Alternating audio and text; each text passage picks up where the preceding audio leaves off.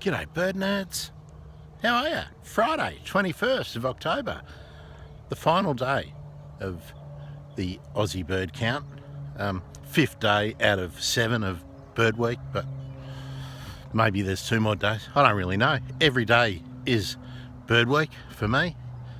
First heard this morning the magnificent Australian magpie. That's a delight.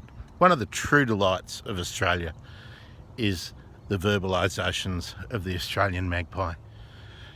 Don't just take my word for it. Zeno Cantor, you can find it, you can listen if you're in another part of the world. First seen, red wattlebirds. Literally, I have no idea how many there are around here, but there are lots. The lorikeets are here now too. Have a great day, bird nerds. Go and do your bird count, aussiebirdcount.org.au.